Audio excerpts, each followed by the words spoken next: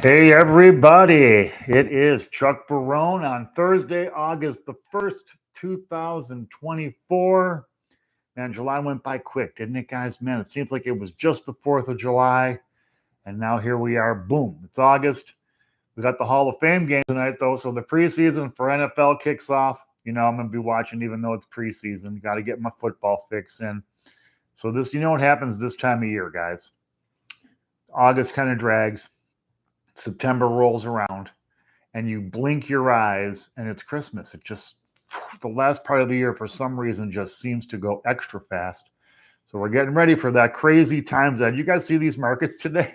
Jeez, I was kind of expecting at least maybe a 1 day rally with Fed rate cuts coming, but no, didn't happen. Anyway, before I get rolling too long here, let me take a half a second. Welcome everybody to the show. Welcome to my guys on the chat, the usual suspects, Smoke and Saltine and Attila. We got Para on there today, Paradiddle from Australia, Mr. Tion. 2 weeks to preseason, baby. Here we go, NFL. Anyway, much appreciated. We appreciate your guys' support. We appreciate you guys being here. Super awesome show today. We got a lot to talk about. All right, so let's get rolling. As we all know, yesterday, the Federal Open Market Committee, Powell and his presser afterward, basically telegraphed in the bluntest possible way, basically said that if the data doesn't make a big boo-boo, that rate cuts are on the table for September. The market immediately went crazy. Now, they got 3 rate cuts priced in for this year. Guys, I'm telling you right now, they're not. I don't care what anybody says. I don't even care what Powell says.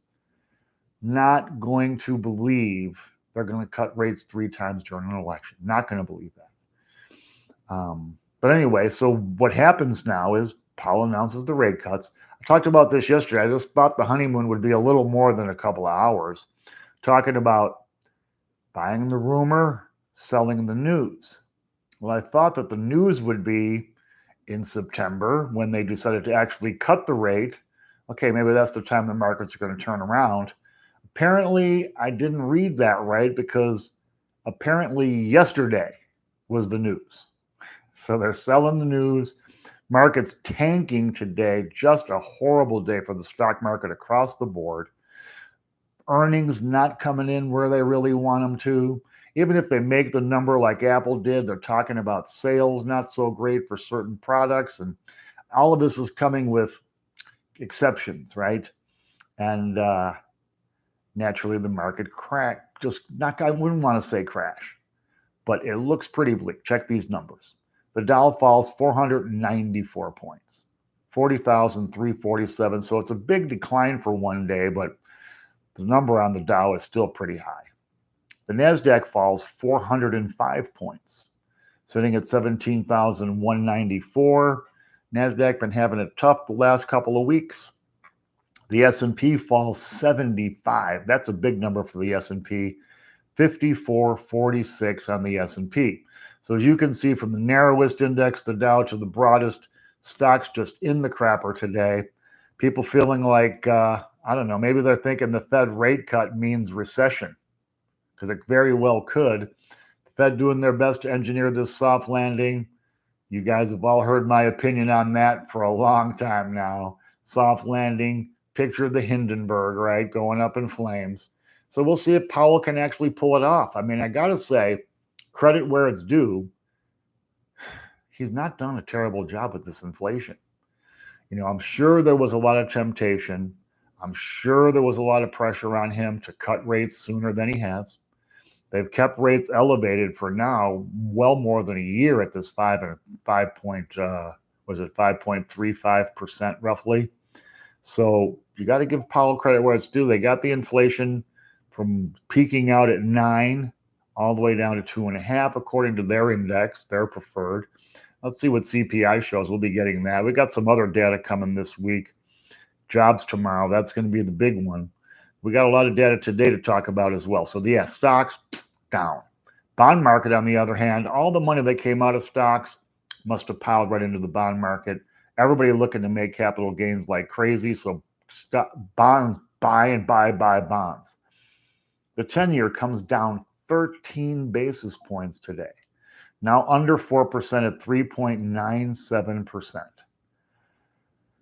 Wow, that's a pretty big fall because that 10-year was over 5%. The 2-year down 18 basis points, 4.15%. Remember I was telling you yesterday, they're talking about the 2-year below 4%. We'll see if that comes to pass, but if today's numbers are any indication, it certainly looks like it will. So the bond market buying into this rate cut mania, buying into the idea that, we're going to get more than one rate cut this year. Really solid support for 2 rate cuts, and then they have a lot of support as well for 3 rate cuts this year. We'll see, guys. I think these markets might be getting a little bit ahead of themselves on these rate cuts, as evidenced by, look at this, the dollar. Okay, so when you're going to cut rates, usually that's going to weaken your currency. Now England went ahead and cut rates today. So we'll see now if that starts to trend, everybody wanting to get out in front of the Federal Reserve. But the dollar today up 32 basis points. So you would have thought, I would have thought stocks up, dollar down today. Good thing I wasn't trading today. The dollar up 32 basis points, now back up to kind of where it was sitting for so long, 104.41%. Decent, strong number for the dollar, all things considered. And we'll see how the dollar fares as these actual rate cuts come and happen. Precious metals today down, but down small. Gold down $3.70 per ounce, sitting at $2,444.60 for an ounce of gold. Silver comes down 55 cents per ounce, sitting at $28.40 for an ounce of silver. These are still decent numbers, guys. I really would have hoped silver would have had a little bit more of a rally to get back above 30 and stay there. It's really had some difficulty with that, which is a little bit of a concern, because both times it's been above 30, it was a big jump from like 27 and change, 28 and change to 31. It was just like, it never really busted its way through. It was a big leap and then a fall back. Big leap, fall back. We need to get above 30 and stay there for silver.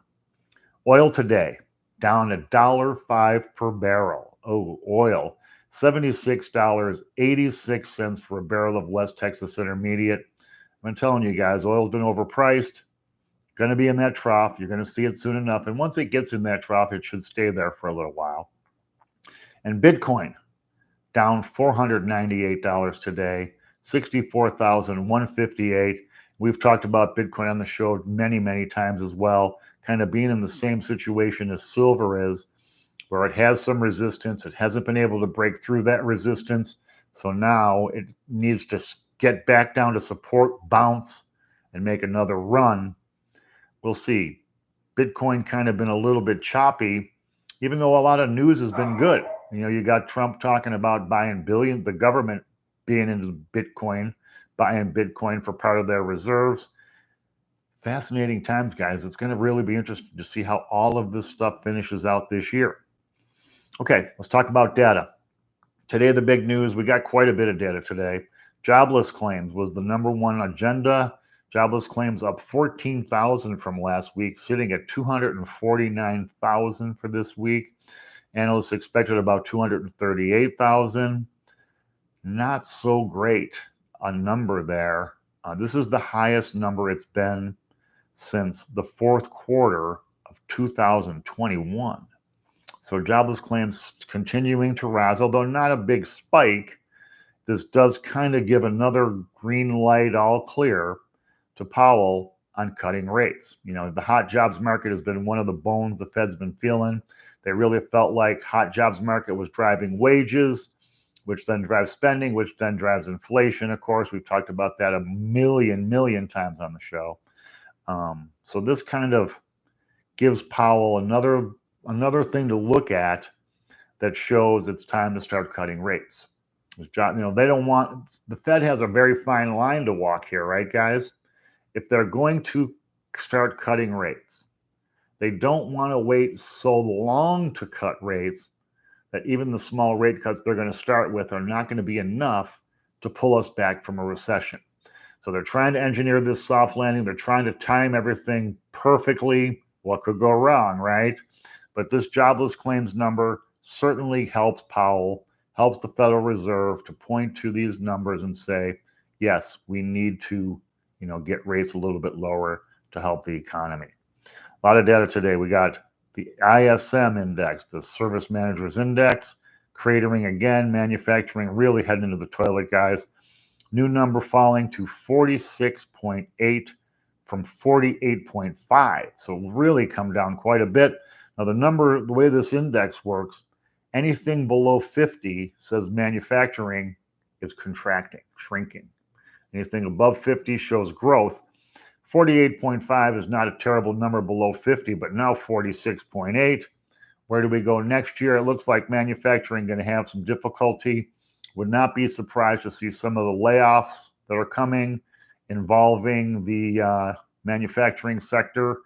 You add on to that unit labor costs. Unit labor costs rising pretty bigly from last month, up almost 1 full percent, 0.9%.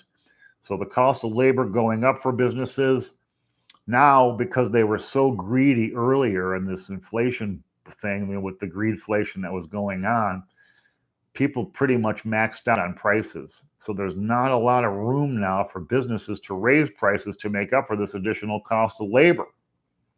Interesting that as more jobless claims are happening, wages and costs for labor still going up. That's interesting to me. Typically, that doesn't work out that way. Usually when jobs are starting to get cut, people are willing to take less for work. We want the job. We'll start with this pay. Fine, let's go. So this is kind of a weird thing. I think this unit labor cost, a hangover from the hot labor market we had. Watching this to see how long can it keep going up and when will it start to actually shrink or even decline. Productivity, of course, the U.S. is the king of this stuff, man. Worker productivity soars in the second quarter, up 2.1% in the quarter. Awesome number, man. That'd be like 8% productivity gains, a very healthy number for the economy. Productivity, maybe this explains why unit labor costs coming up a little bit. You got to reward the people who are being more productive. Businesses tend to kind of glom that for themselves, not really sharing it so much with the employees who produce it. It's, hey guys, look, we made our $1 billion goal. Thanks. Come on in and have some pizza, right? That's usually the reward for big productivity gains. So very interesting stuff there, right? Now we got analysts really digging into Powell's comments yesterday, trying to figure out, okay, is there anything we missed in these comments, right?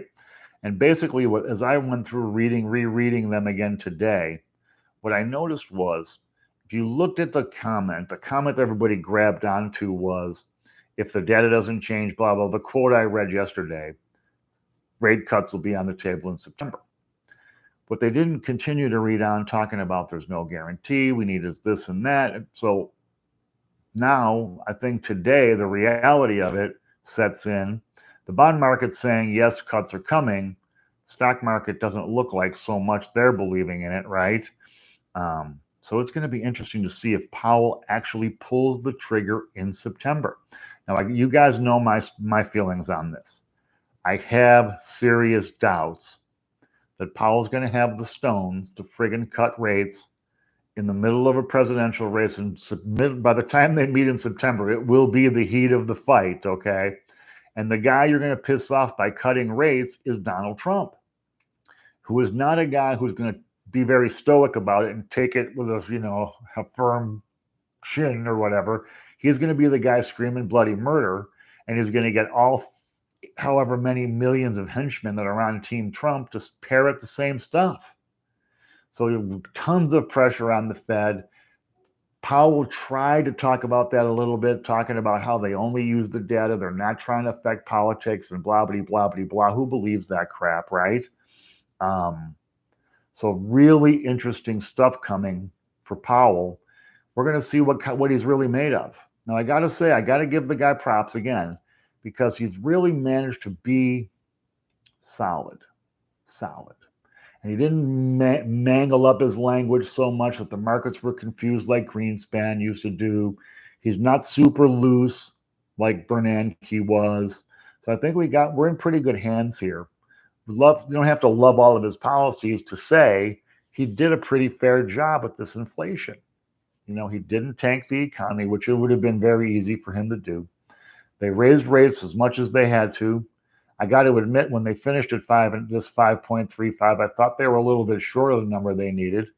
Apparently, I was wrong there because it looks like inflation coming down toward target. Now, the problem they have is they haven't hit that target yet. And now they're talking about not needing to hit that target to start cutting rates. Well, you know what that means, guys? If they don't hit the target of 2% inflation before they start cutting rates, they're never going to hit it. It's not going to happen.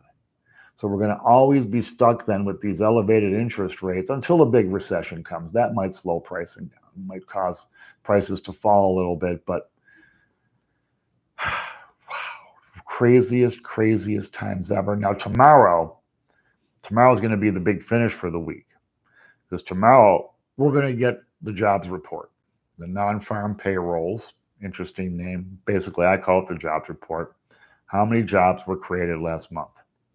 They're expecting 178,000. We'll see, man. They've missed these numbers. They have been way underestimating these numbers for a long time now. We'll see where that number comes in, because that one, along with these jobless claims today, the real data the Fed's looking at as far as moving forward with rate cuts. Tomorrow also, we're going to get consumer spending numbers. So we'll see how the consumer's holding up, because they're the key to the economy. Let's face it, 70% of the economy, consumer spending. Consumer spending has been a little bit choppy lately, looking like it's even trending down. It bounced back last month. The consumer numbers were up 2.5%. But, that was after a couple of weak months right in a row.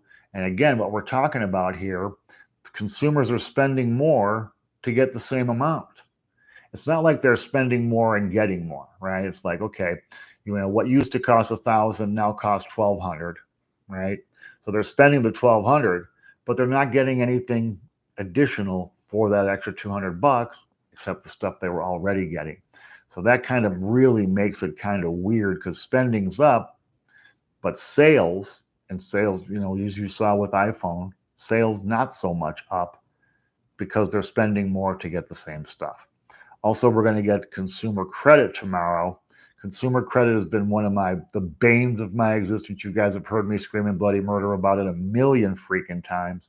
Consumers going into debt up to their eyeballs. Please, guys, the one piece of advice we've given here repeatedly, besides save 10% of your income if you can, is don't add on new debt unless it's an absolute emergency.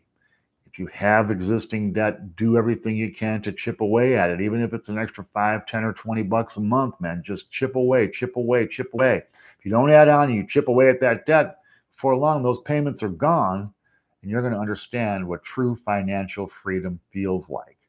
True financial freedom, the genius, my mentor, used to tell me all the time, it's not how much you earn, it's how much you owe, right?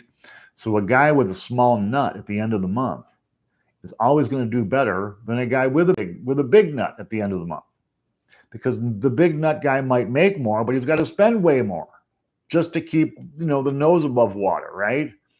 So take care of your guys' business, man. Get your numbers in order. Prepare yourself for what's coming, guys, because it's going to be a rocky. No matter who wins this election, we got some hurdles in front of us here as a country to deal with. So prepare, man. Get your life in order. Get your financial life in order. The stuff we've been spouting, save your money. Invest it conservatively. Don't add on new debt. Be a smart shopper. Don't do things impulsively. Plan how you're going to spend your money. It's okay to spend, just not okay to waste. Invest it conservatively. Keep it tight, where if the market has a big correction, it's not going to affect you as much as it affects the market. Anyway, guys, I'm running over time. That's it for the day. As always, love you guys. Appreciate your support. Thanks again to all the guys on the chat today. Much appreciated. If you can, guys, please hit the thumbs up, the like button. It changes the algorithm around. It gets our video viewed by a few more people. As you guys can see, our views are going down. We need to pick it up, man. Help me out, guys. Much appreciated. I'll be back tomorrow to bring you guys the news you need and wrap up a wacky week. Until then, everybody, take care. Thanks.